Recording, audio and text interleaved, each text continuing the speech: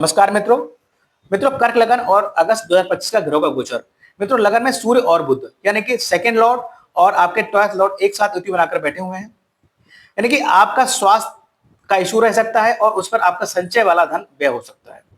12th house में शुक्र और गुरु बैठे हुए हैं, यानी कि आपकी माता का स्वास्थ्य बिगड़ सकता है या फिर माता विदेश आपकी पत्नी के साथ जा सकते हैं, यानी कि माता और पत्नी दोनों विदेश घूमने जा सकते हैं या फिर कोई लग्जरियस गुड्स खरीदने पर आपको जो है एक मोटा व्यय करना पड़ सकता है या फिर घर में कोई धार्मिक अनुष्ठान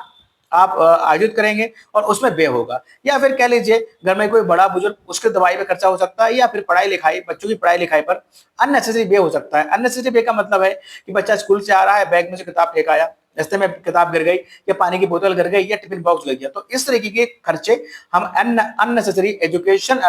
एक्सपेंसेस में ऐड कर सकते हैं। अब आपके जो अति योग कारक ग्रह मंगल है वो आपके थर्ड हाउस में बैठे हैं, यानी काम धंधे के लिहाज से आपको छोटी मोटी यात्राएं करनी पड़ सकती हैं या फिर छोटे भाई बहनों का जो है पढ़ाई का भार आपको अपने कंधे पे लेना पड़ सकता है, उनका उत्तरदायित्व आपको मिल सकता है।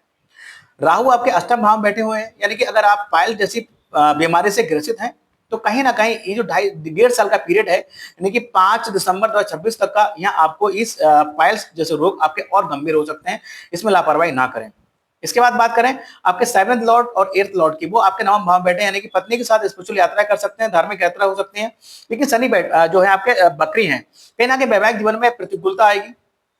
मन मुटाव आएंगे और साथ ही साथ अगर आप अष्टम भाव से रिलेटेड काम करते हैं, आपकी इंडस्ट्री है, आप इंश्योरेंस का काम करते हैं, आप मेडिकल इक्विपमेंट बनाते हैं, रिसर्चर हैं या फिर कोई ऑकल्ट से जुड़े हुए हैं, ऑकल्ट विद्या जुड़े हुए हैं, तो आपको भाग का साथ मिलेगा और आपको धन लाभ होगा। लेकिन इसके इतर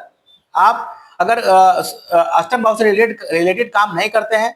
और हायर स्टडी कर रहे हैं तो हायर स्टडी में यहाँ पर अवरोध शनि देंगे, और जो कि 9th लॉर्ड की सिचुएशन अच्छी नहीं है, वो अपने साथ वो 12th हाउस में बैठे हुए हैं, तो कहीं ना कहीं हो सकता है हायर स्टडी आपको रोकनी पड़ जाए। लेकिन यहाँ पर अगर आपकी हायर स्टडी का संबंध विदेश से है तो ये सब चीजें लागू नहीं होंगी, आपकी वो स्टडी कंटिन्यू जारी रहेगी और आपको उसमें जो है मान सम्मान की प्राप्ति या सक्सेस मिलेगी।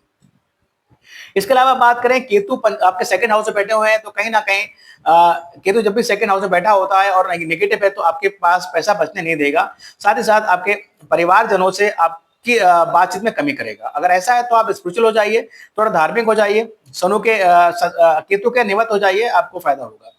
तो मित्रों, कहा जाए तो ये महीना ओवरऑल आपके लिए बहुत अच्छा महीना नहीं कहलाएगा। हेल्थ का इशू रह सकता है, वैवाहिक जीवन में अनुकूलता रह सकती है और अगर आप हायर स्टडी कर रहे हैं तो उसमें भी रुकावटें आ सकती हैं। सो बेस्ट ऑफ लक कैंसरियन, थोड़ी रेमेडी कीजिए, थोड़े उपाय कीजिए, सब अच्छा होगा। राधे।